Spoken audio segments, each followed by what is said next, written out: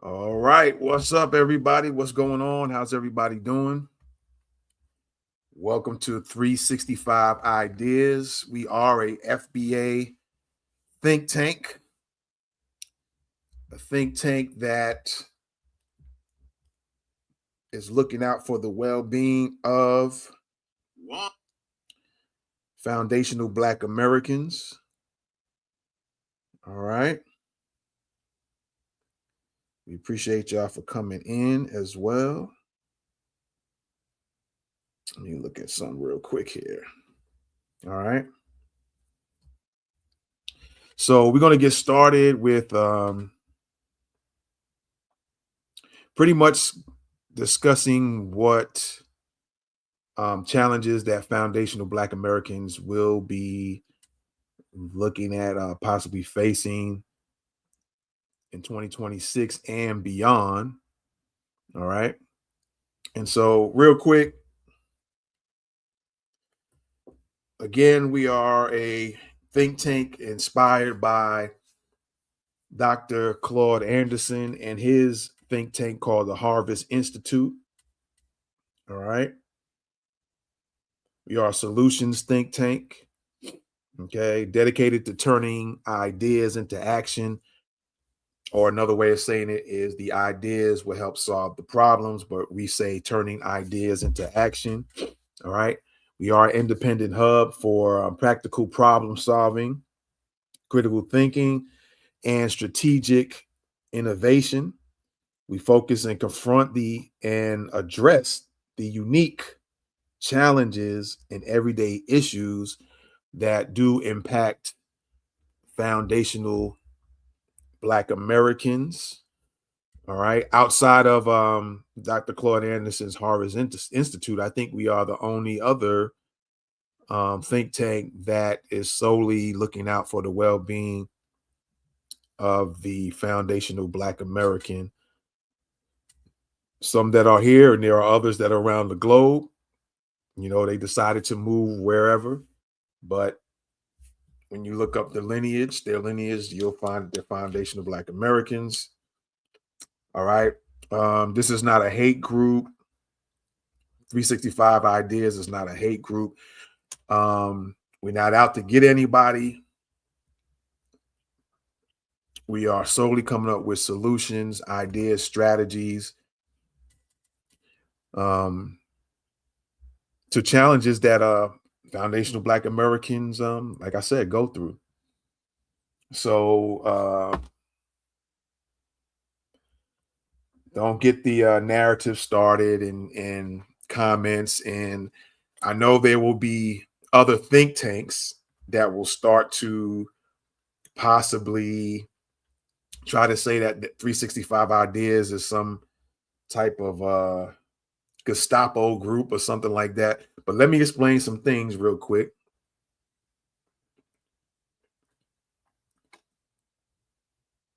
Because some of you know and some of you don't know. So for those who don't know, there are other think tanks that say they are for Black American issues.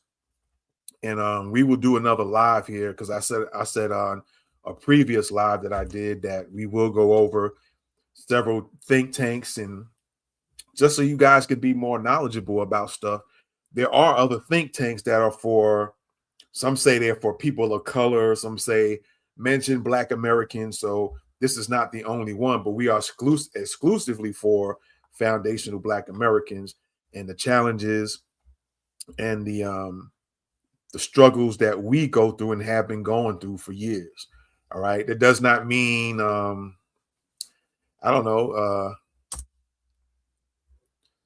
we have a prejudice against people or we don't like other ethnicities. It's nothing like that. But what I was getting ready to say, and I want to make sure it's very clear, other ethnicities do have think tanks. There are Korean think tanks. There are Latino think tanks.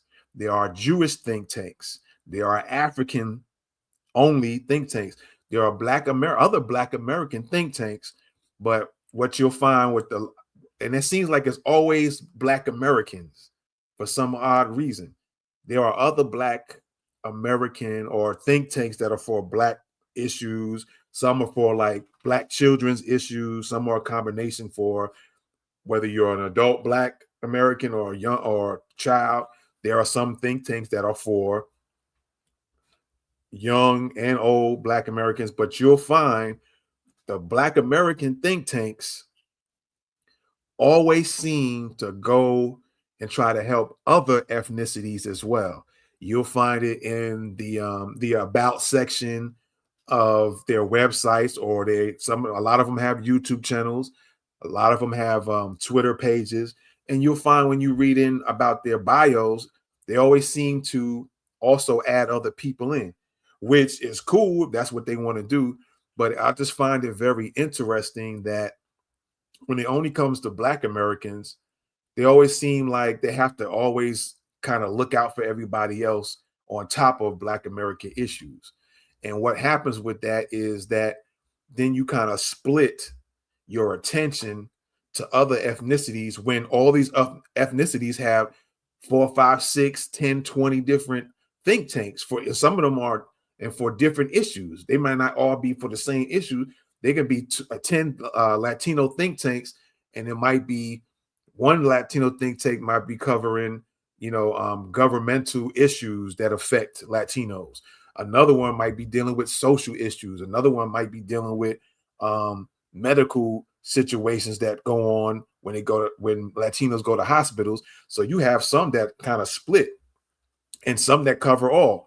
And like I said, there's plenty of Jewish related think tanks, but for some reason, people get mad and upset, or they get offended when a Black person or a Black group of people decide to create a think tank that's solely for their own ethnicity. it seems like they get like really pissed off and offended, and they want to cuss you out and want to get mad. And like I mentioned earlier, there are also African think tanks. And now, being a part of a think tank, 365 Ideas, we researched and looked and found that there are other think tanks out there. So before you start getting pissed off or upset or offended, and you want to start labeling 365 Ideas, oh, they just for Black Americans and they don't like such and such. No, it's that we understand and realize, which a lot of people are finding out now through the delineation movement that foundational Black Americans are conducting. When we start to step back, it brings out all the enemies. You see how pissed off everybody gets and offended, and there's plenty of Latinos still, and plenty of Africans still, and plenty of Caribbeans still creating videos because they're pissed off that Black Americans are not standing up for things that's happening to them now. Even the Somalis, we talking about, the recent issue with the Somalians and Ilhan Omar.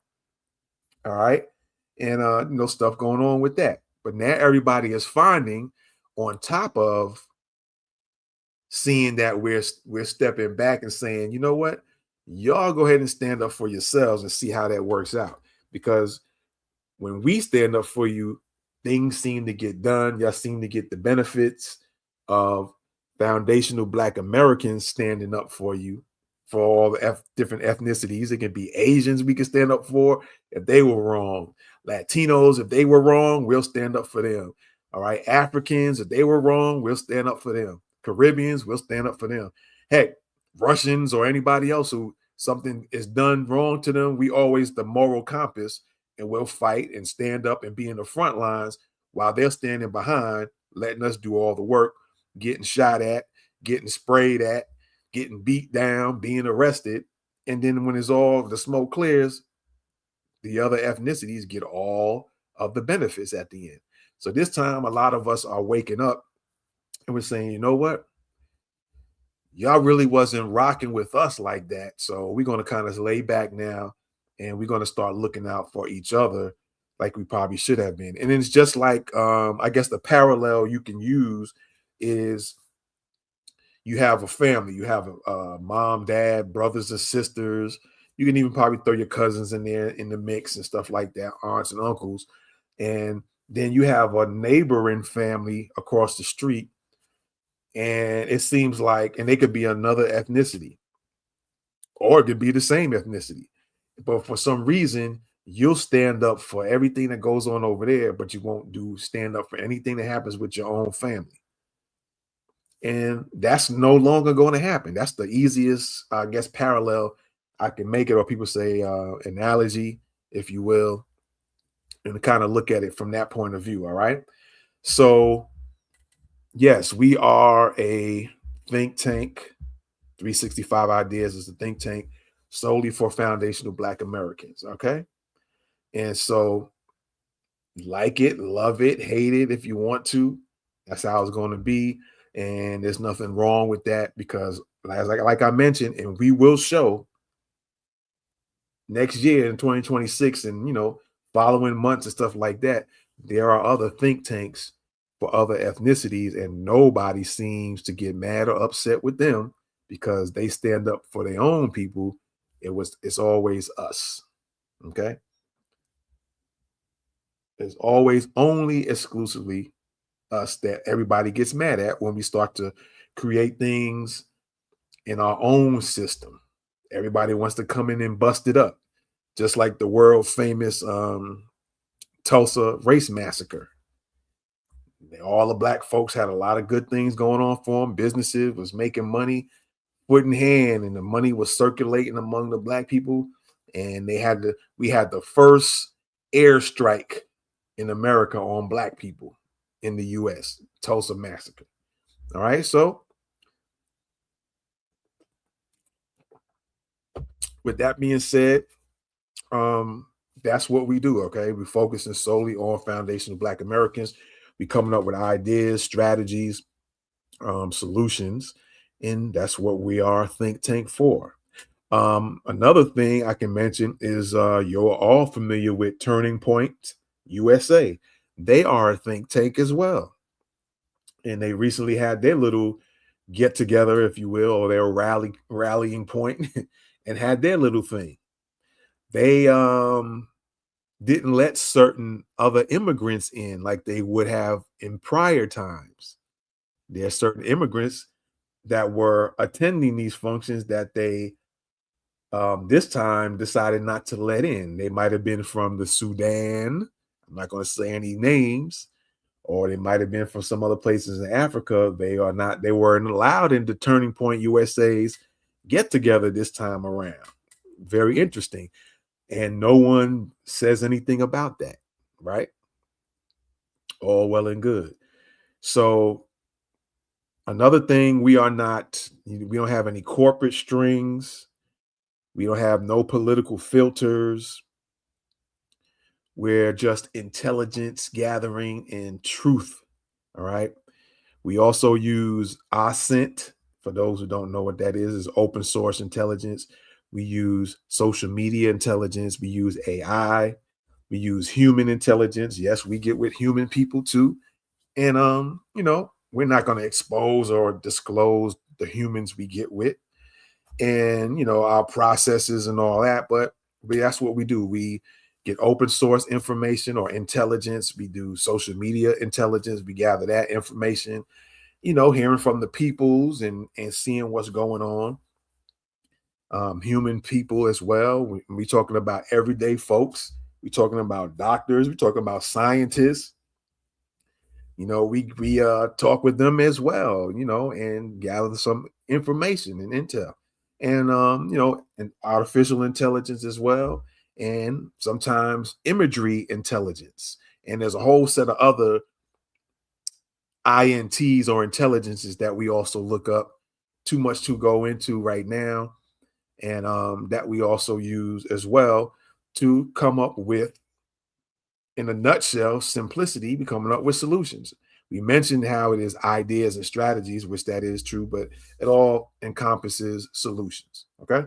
So, what we're going to do today is kind of get into what foundational Black Americans are possibly going to be facing in 2026. All right. And there's a lot, we probably won't go over all the list, but here is it's going to be an ongoing list as well of challenges and problems that foundational Black Americans will be facing in 2026 and beyond. All right. And we're going to use our sources and stuff like that to come up definitely for, with solutions to these things. Okay. So we're going to go ahead and get into that. So, again, this documents a growing list. We're documenting a growing list of challenges and risk and systemic problems that foundational Black Americans are likely to face as we move into 2026 and beyond. The purpose of this list is not speculation or fear, but it's pretty much situational awareness, identifying real patterns, policies, and conditions that are already developing and may intensify over time. This is a living master list as new issues emerge through open source research, social observations, real world experiences.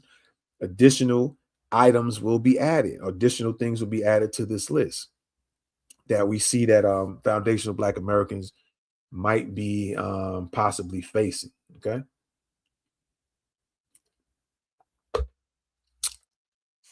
And each problem is, we're not going to probably go through all the problems. We're going to kind of skim through some things and not make this 2, 3, 4, 5 hour type of thing. We're going to skim through some things and, or at least from every category, we'll try to look at one or two things. But know that as you see the screen is scrolling. Let me see here. We have about let's count it: 1, 2, 3, 4, 5. 6, 7, 8, 9, 10, 11. It looks like we have 12 different categories with different bullet point challenges that foundational Black Americans could be facing. All right. So, again, each problem is going to be briefly explained in plain English so that you guys can clearly understand what the issues are and why it matters and how it affects foundational Black Americans specifically.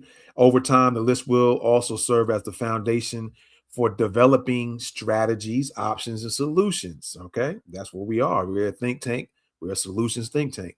So it will be tied to each identified challenge. But let me do something real quick here. All right. Let me do something real quick. What I'm going to do is, let's see if I'm able to do it. I think I will be. Okay. I think I will be able to do so.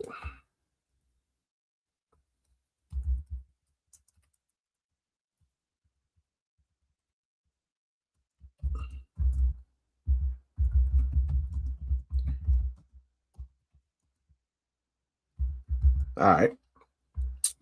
So I'm going to put on the screen a QR code. And there it is. There's the QR code.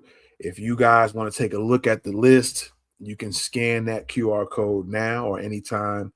I'm going to remove it here in a little bit once we get started. We're going to get started here in a minute or less. But there's the QR code. You can scan that if you want to take a look at the actual list that foundational Black Americans will be looking to solve these problems. All right. And once you scan it, it'll bring you right to that particular article or list, if you will. And yeah, so there you go. Let me go there, remove that, and we'll get back. We'll show it again towards the end. All right.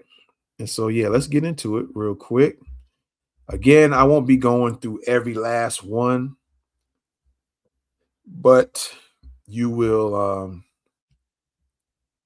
you'll see as we scroll, and we'll talk about one or two here or there for each category. I think it's 12 different categories.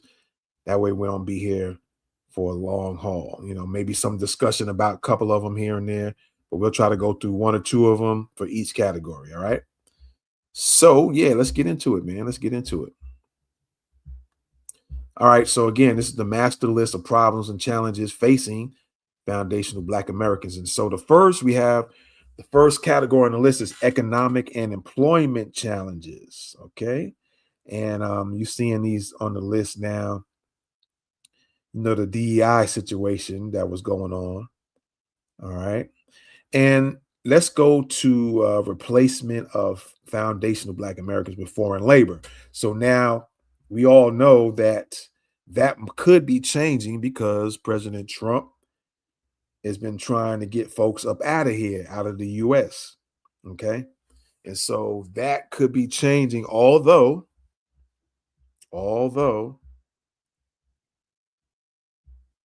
there has been Trump saying or stating that he wants certain people in, like the Asians, because he feels like they're equipped.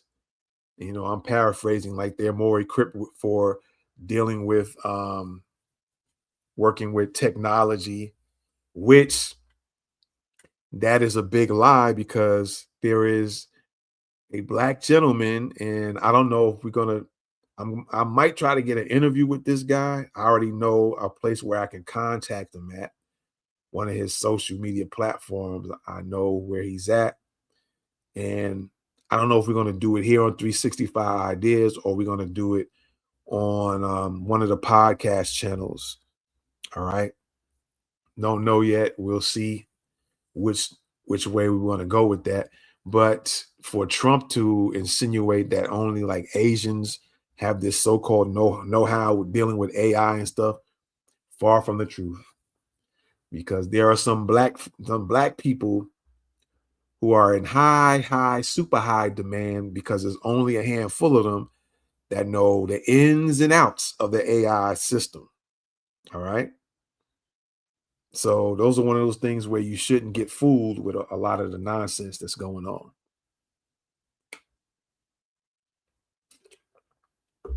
All right. So again, yeah. So let's look at this real quick. The replacement of foundational Black Americans with foreign labor. Employers in tech, we just talked about the tech, the AI, medicines, logistics, and finance are increasingly hiring immigrants or foreign visa workers over Black Americans. This quietly pushes Black Americans out of industries they helped build. Okay. So something to think about. Let's see. Let's look at the zero wealth that's been projected. Okay. So the zero wealth by 2053, some say way earlier. And there's a lot of think tanks that warn that the median Black household may reach zero wealth if current trends continue. So we'll get into that in a second. It's a structural economic decline, not individual failures.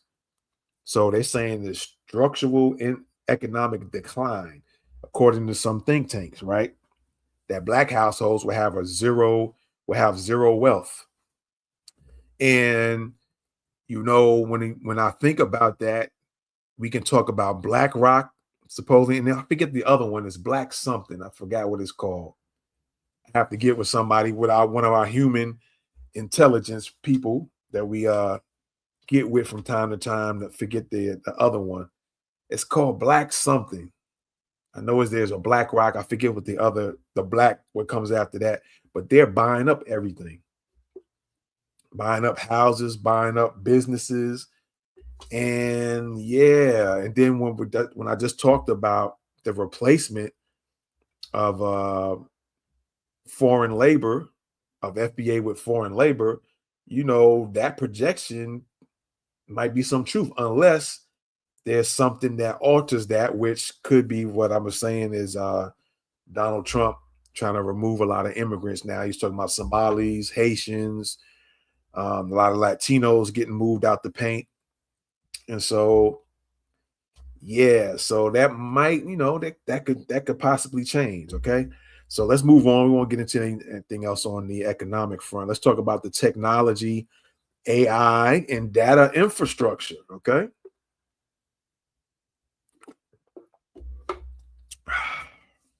And there's quite a few things challenges that Black Americans face in this category. Let's talk about the data centers. We'll only dip into one of these on this category. We won't go through all of them.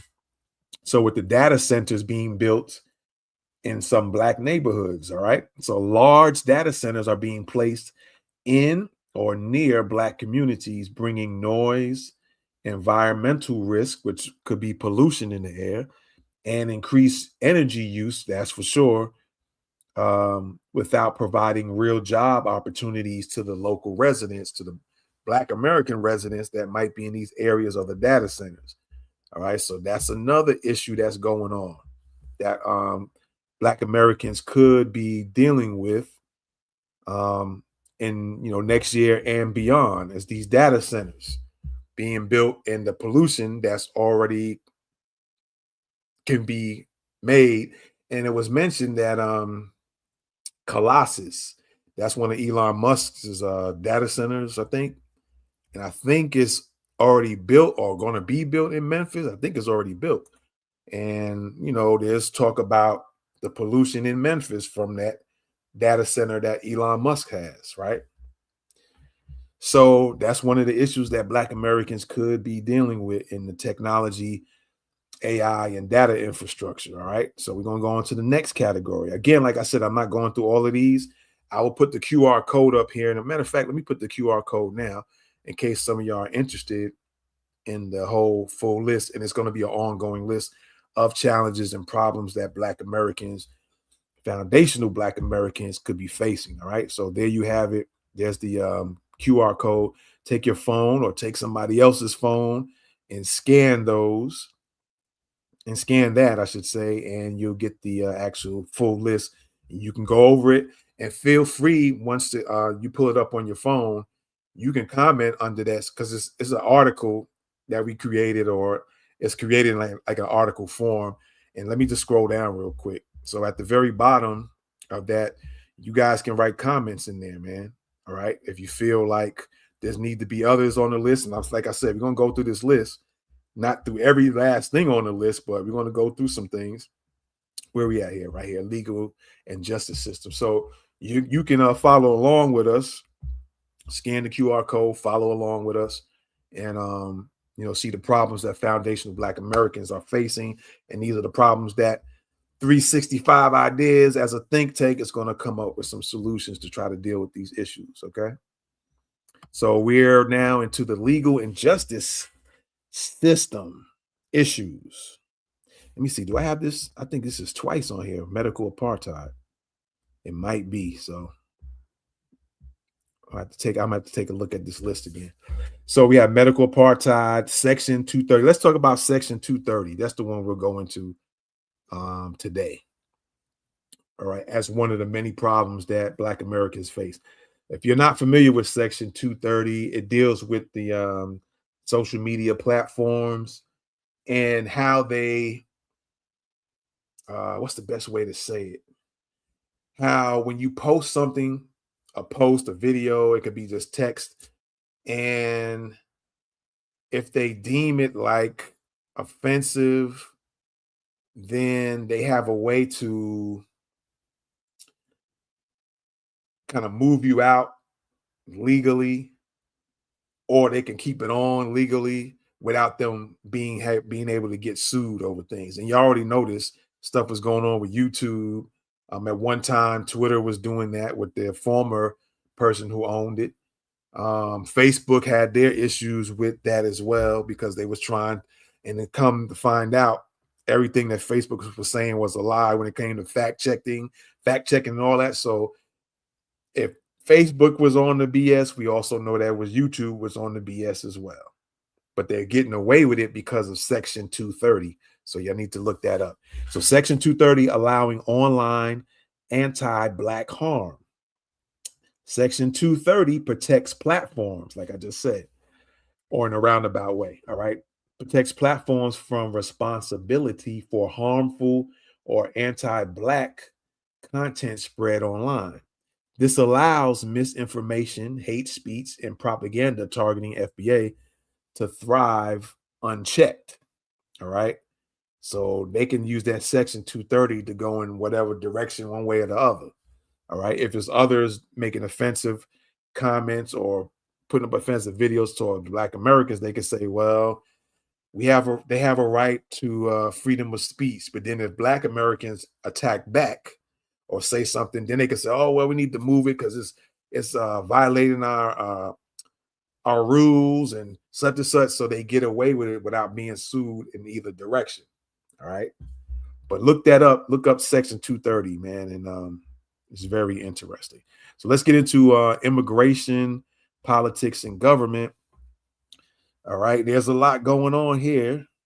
And we're gonna kind of tap into the reparations denial for foundational Black Americans and the use of classification to deflect accountability. All right. So foundational Black Americans remain denied reparations for slavery and its long-term harms, even as other groups have received compensation, legal protections, or sustained government support. Japanese Americans receive reparations for internment. Certain Native American tribes distribute trust or resource-based payments to their members, all through the government, one way or the other, somehow, some way. Even if they make it because of certain laws, you get the picture. It's all coming from the government. Afghan refugees received settlement aid. Ukraine has received extensive U.S. funding. Israel receives annual U.S. support despite the Holocaust occurring outside of the United States. And a federal anti-Asian hate crime law was passed naming one group specifically.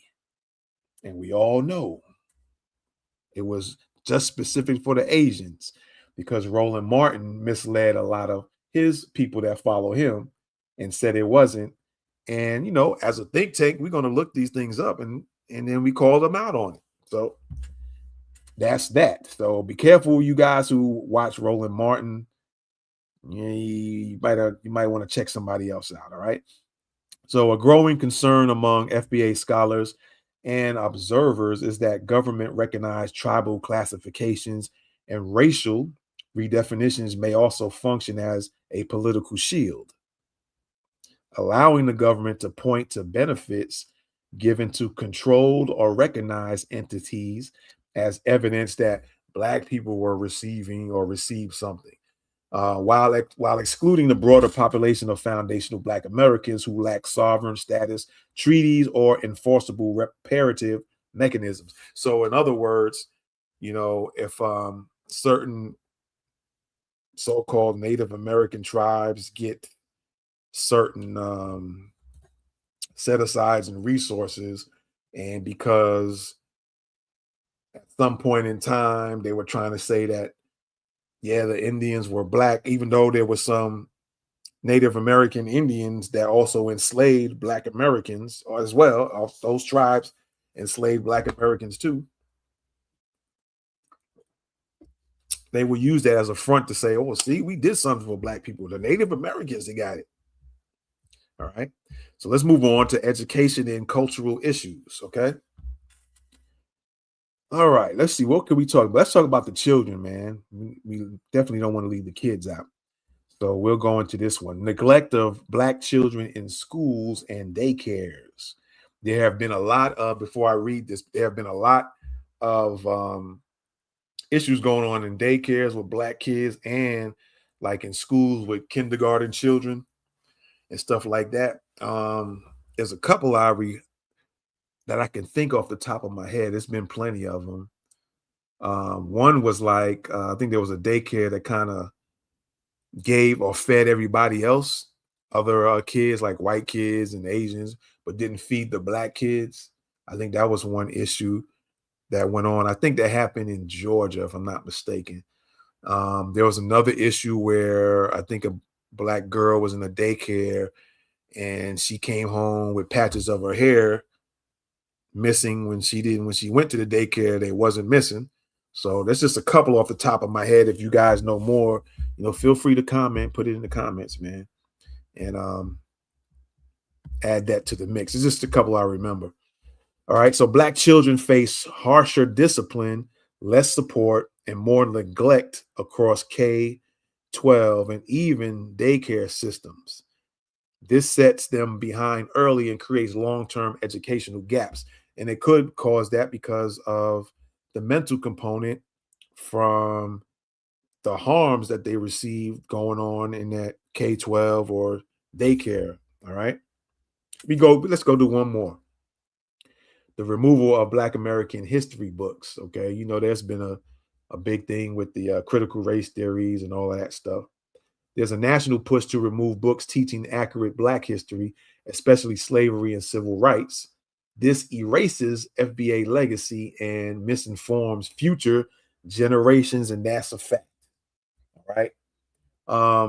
One of the things that's kind of being talked about, and it might have something to do with that Turning Point USA as well, is that the talk about them feeling bad for what took place, which is probably their ancestors did to our ancestors. And then you have a thing where we're not just talking about the harms that's done, but the accomplishments that we have made as foundational Black Americans, the inventions that we created that still get used to this day. I got a light on right now. The filament inside that light, to make that light last longer, came from somebody Black American. Okay. So we still use things that are everybody, the world is benefiting from to this day. And if you show and teach that to Black kids, Black American kids, there might be an air of being proud to be who they are. And they wouldn't want to do that, right? They don't want them to feel proud and feel like, yo, we really did some stuff throughout the years. We did some things, accomplished some stuff that affected the world, right? They don't want that to happen because it can affect generations of children to think, well, hey, we've been doing this all along. And it might spark the kids to continue that, right?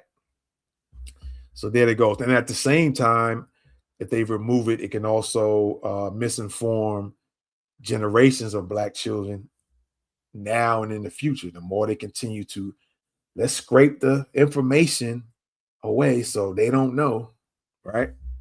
So let's look into the social conditions and community well-being. Let's see, which one should we look at? We kind of talked about social media on the other one, so I don't know if we want to touch that. We got silencing FBA men's voices. I think that's been listed again twice, so we're going to have to look at this list again. Fragmentation of FBA identity, environmental racism, and hazardous infrastructure, the growing homelessness in FBA communities. Let's talk about that one. Economic instability, rising rents, and job loss, because we talked about it earlier about FBA getting pushed out of certain jobs. Oh, because of the AI system going and coming into play. Job loss are pushing more FBA families into homelessness. Many cities offer little support specifically for displaced Black families. And we do have an solutions article here too that talks about homelessness. Maybe I'll show that at the end real quick if I can remember to do that before we get out of here. All right. So that's just one of many under the category of social conditions and community well-being. All right. So let's move on. Like I said, I'm not going through all of these. If you guys can scan, I think the QR code is still on the screen. Yeah. So you can scan that and get the whole list. All right. Entertainment, sports, and media. We got phasing out FBA actors. Y'all all know what's going on with that. Sports industries globalizing. Y'all know what's going on with that. Corporate media filtering FBA narratives, and media mislabeling crime. Let's talk about that. Let's talk about this last one. All right. News media often use vague labels as Black man or Black suspect when reporting crimes, even when the individual involved is not a foundational Black American. This practice can cause crimes committed by Nigerian Americans, Caribbean immigrants, Afro Latinos, or others to be implicitly associated with Black Americans, reinforcing negative stereotypes about FBA while obscuring accurate ethnic or national context. That is slowly changing, slowly changing. Because before, when a crime was committed, oh, this Black man did this Black suspect. And then when you dig deeper, it was somebody from the Caribbean. It was somebody from Aruba or somebody from Jamaica. All right. Somebody from Trinidad was the one who did the crime. Or it was this Nigerian that took somebody out. Right. You find out later. But it's slowly starting to change. There's been some news reports here and there where they actually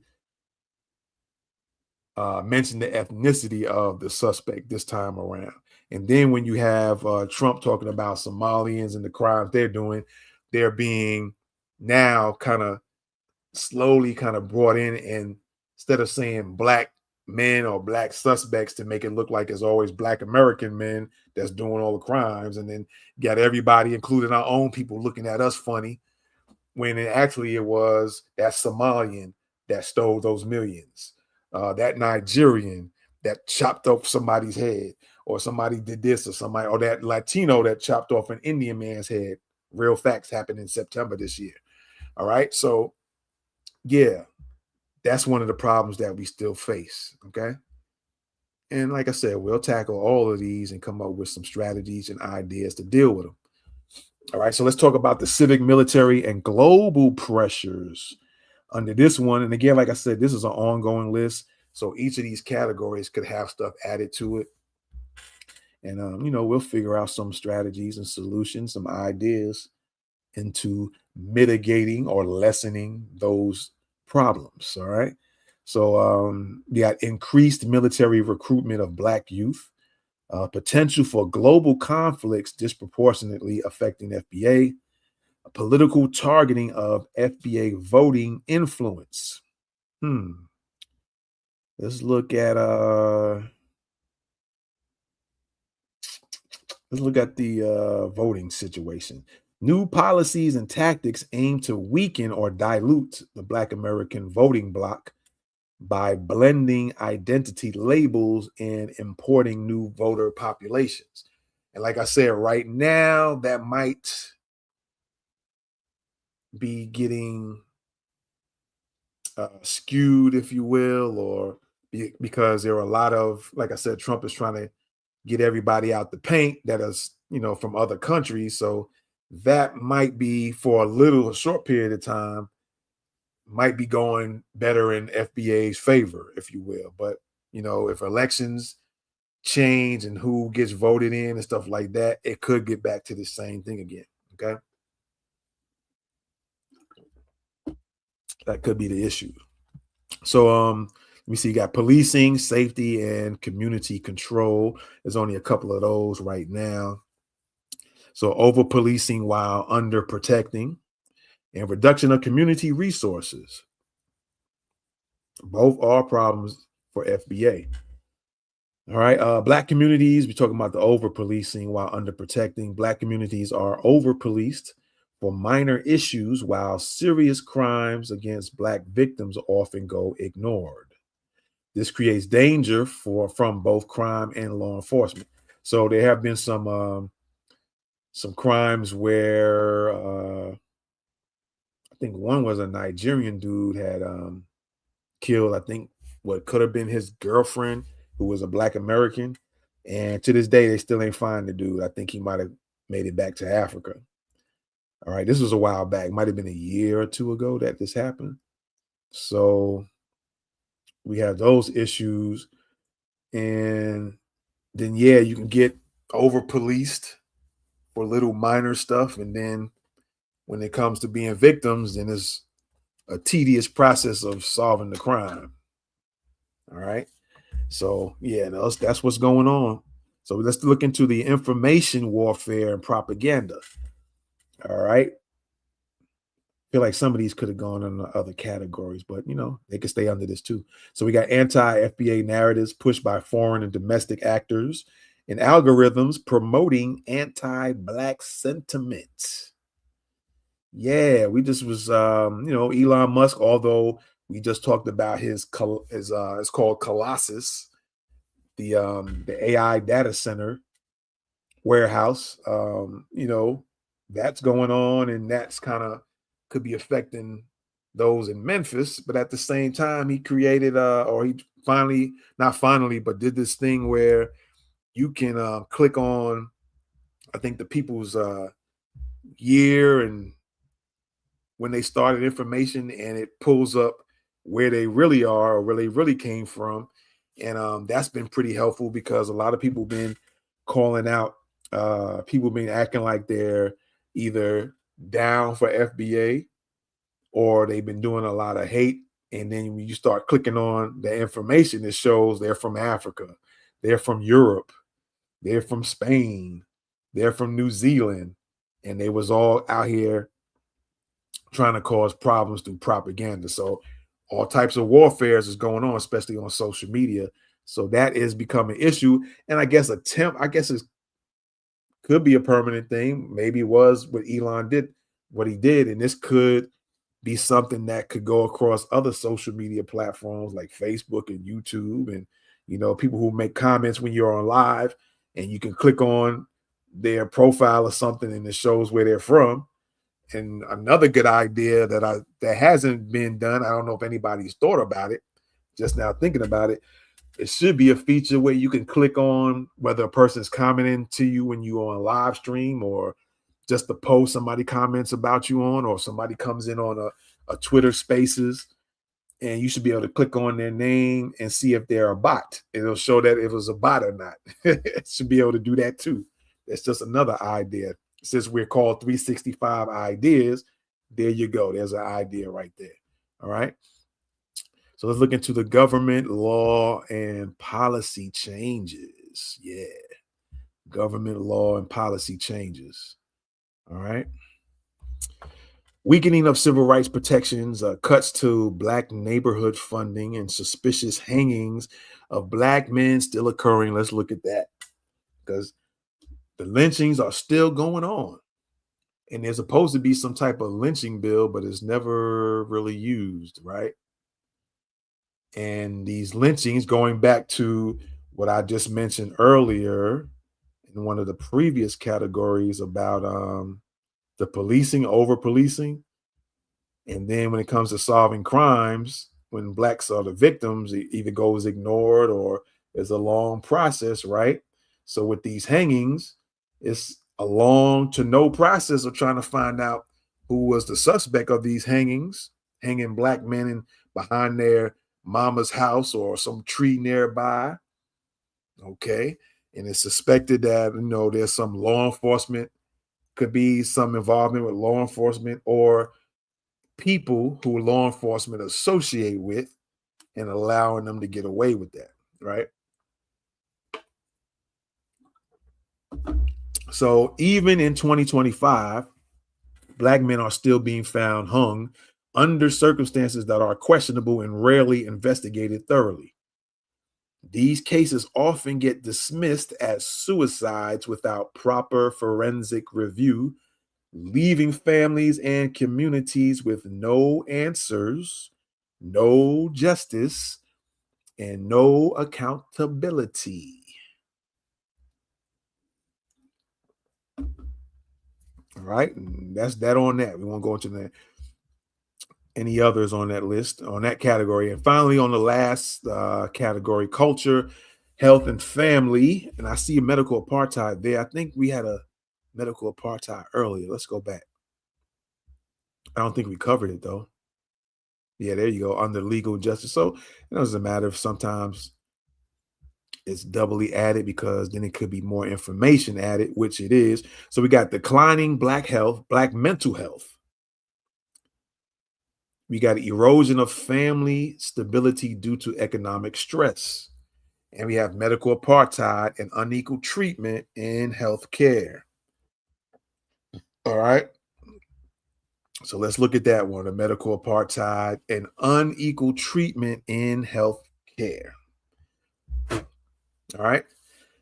Foundational Black Americans continue to experience delayed care, dismissive treatment, misdiagnosis, and preventable deaths during routine medical procedures. Facts on top of facts. Long-standing racial bias in healthcare combined with cultural disconnects, meaning you got Africans in here being nurses and doctors, sometimes possibly surgeons. Latinos are in the mix in there. The Indians from East India is the mix in there. And then you have the situation where there were a lot of fake degrees. Asians and Africans were getting fake medical degrees and out here trying to be somebody's nurse and doctor, which might be the cause of preventable or death that could have been preventable, misdiagnosing, giving the wrong medications. If you guys have checked out What's the 411 News, there was, which is kind of related and not related to a degree. 91-year-old grandmother had some financial issues during, I think, paying taxes during COVID. and her health was declining, and there was some mishaps with that, and now she could be getting evicted from the house she was in, a $250,000 house. So again, those are part of the issues that and the challenges that Black Americans face. So longstanding racial bias in healthcare combined with cultural disconnects and reported mistreatment by some non-FBA medical staff has created a trust crisis where Black patients often receive lower quality care and worse outcomes than other ethnic groups. And that's from the children, the Black American children, to the Black American woman, to the Black American man. Leaves nobody out with this medical apartheid situation. All right. So there you have it, man. That's the list. Like I said, I wasn't going through everything on each category, but I gave you a little taste. If you want to get the whole list, this QR code is right up there up top. Scan that with your phone or your mama's phone or your daddy's phone or your cousin's phone. Say, let me see your phone real quick. Get up there and scan that. Let me see, where is this? Over this way. Scan that QR code right there. And you can see the whole list. And it's going to be an ongoing list, like I said. So other things can be added to it. But these are some of the problems that FBA will be facing in 2026 and beyond. And like I said, if 365 ideas has something to do with it, if we got something to do with it, we're going to come up with some strategies and ideas to deal with or mitigate these challenges that we will be facing. All right. So that is it, ladies and gentlemen. I appreciate y'all. Most definitely. Let me see. We pull this in. There we go. And yeah, so those are the things that we are looking to possibly be facing, that and a whole bunch of other things, that some new things could come up. Just never know. All right. And I encourage, because I said when I get on here, I was going to say this again, like I said at the beginning. Let me go through it a little bit real quick again. There are loads of Black, not, well, let me say, yes, there are Black think tanks out here, but I have not found, and maybe it's possibly one other one, outside of Dr. Claude Anderson's Harvest Institute and then us, 365 Ideas. There might be one other, because I did do some research and found, I think they have a YouTube channel. I think they have a Twitter page. But most of your Black think tanks, they say they're doing stuff for Black American issues, and they'll tell you what some of the issues are. Maybe it's dealing with government or social issues or whatever. But they always seem to also funnel in others. So there's a lot of Black think tanks that are not exclusively for foundational Black American issues. Like we said, like we showing you, we listing it, and we're going to come up with solutions for these problems one way or the other. And I already broke the process down on what we use a little bit, not everything, but how we kind of go by solving these problems. All right.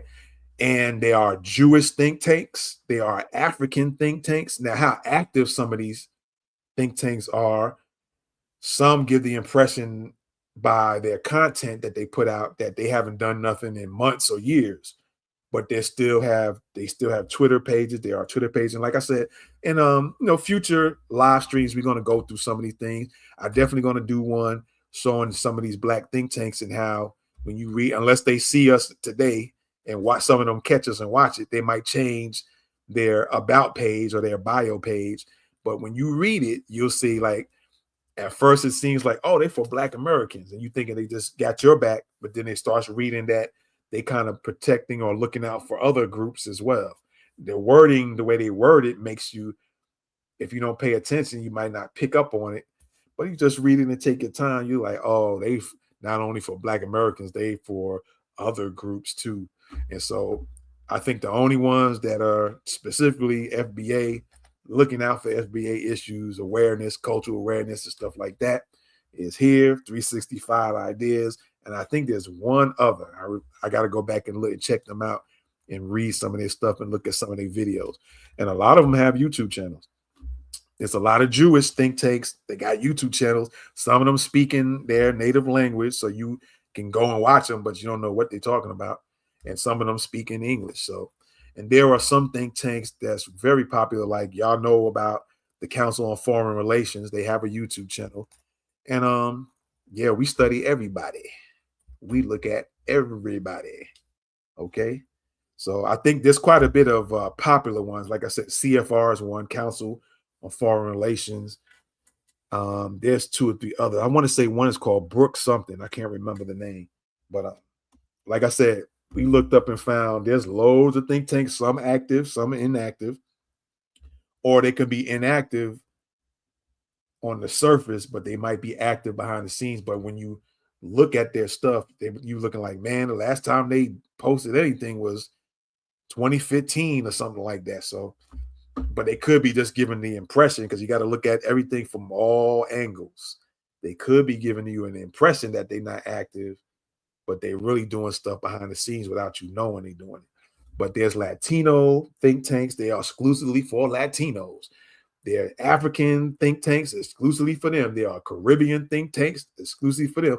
And like I said, a lot of them, I don't know how much finances they give or they get or whatever. Like I said, we are not financed by any government entities, any private companies, or nothing like of the sort. Okay.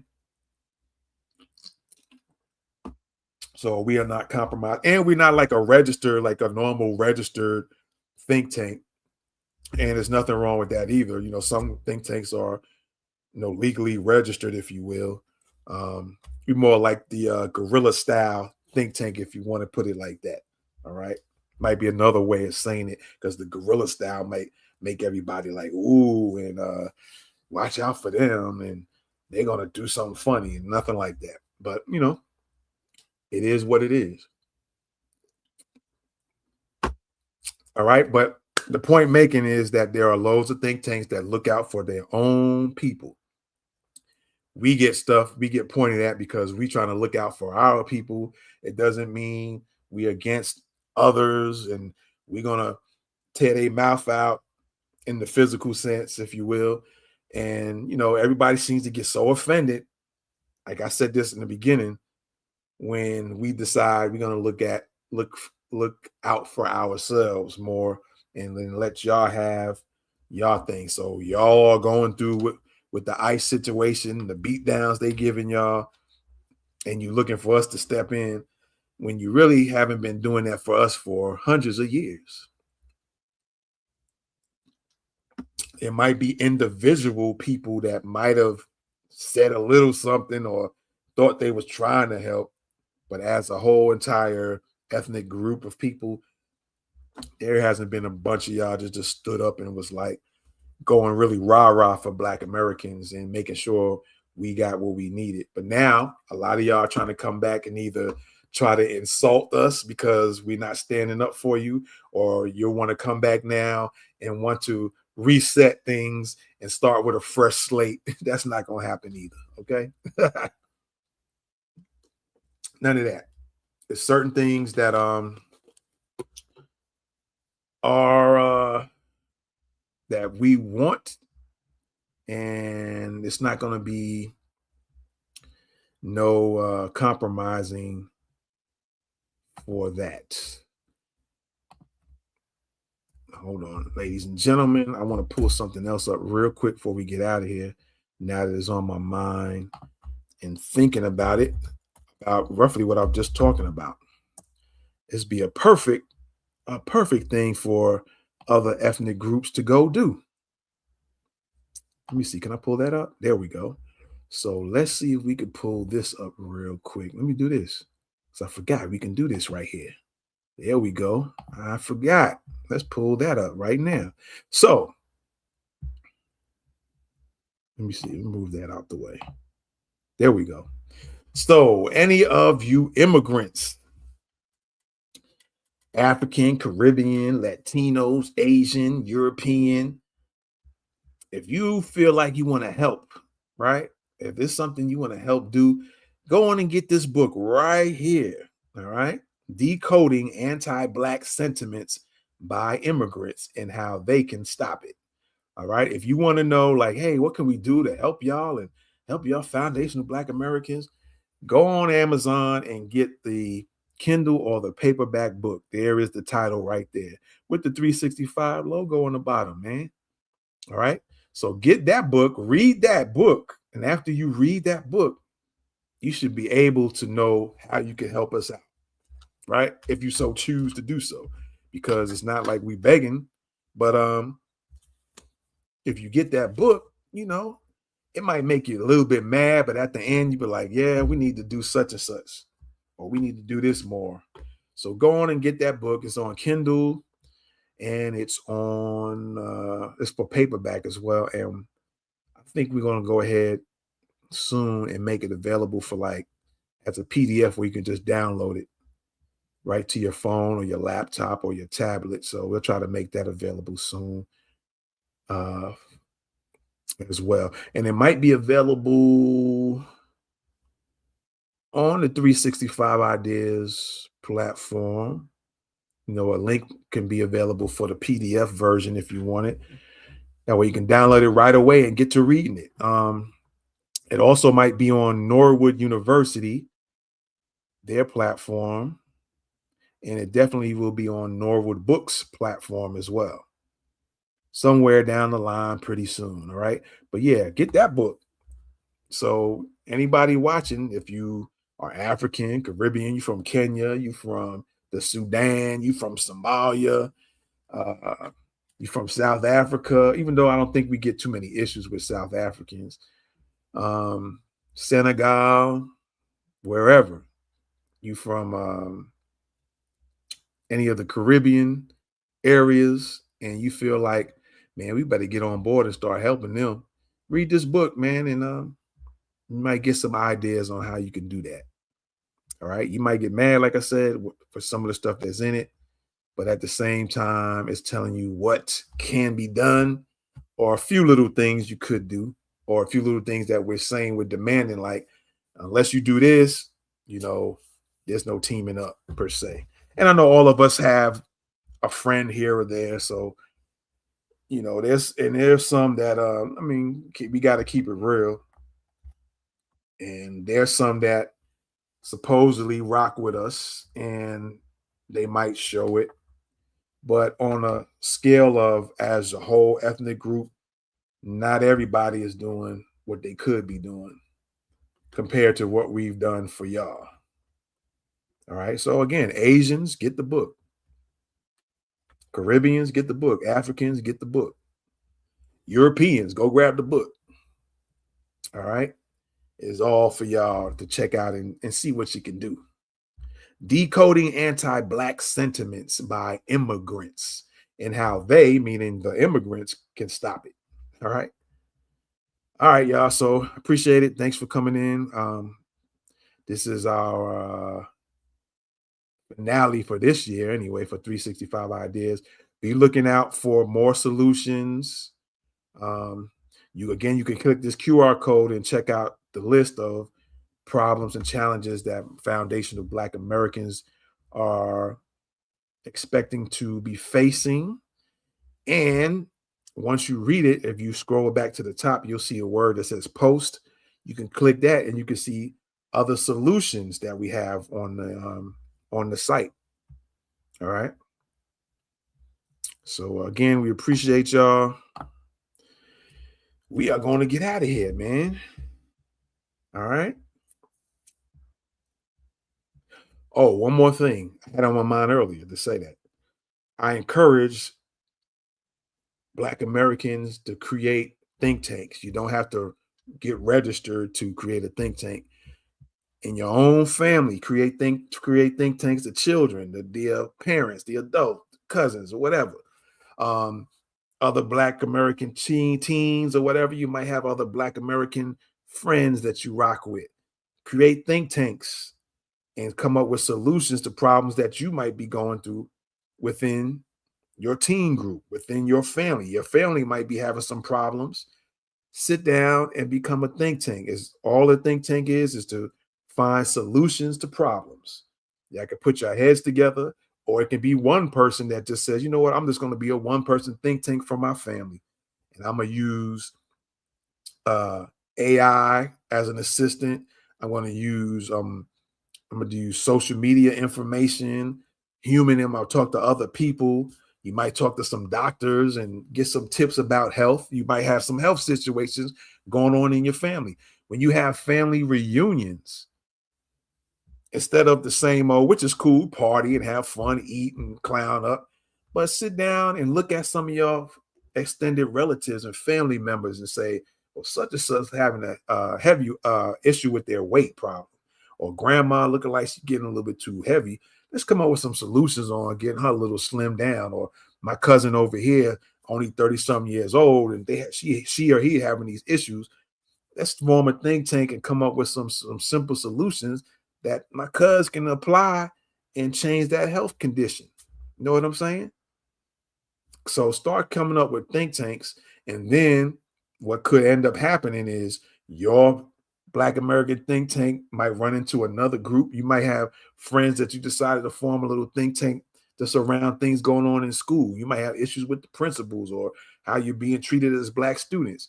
And then you might find there's another group of Black American kids over here, maybe from another school, but one of your friends might know one of theirs, and then y'all end up linking up and coming up and creating a bigger think tank. Same thing with families, You end up your cousins might be creating a little think tank here, and you having a little, hey, or it just might be that one cousin, and it might be you, and you say, well, let's team up on this and create just a 2-person think tank.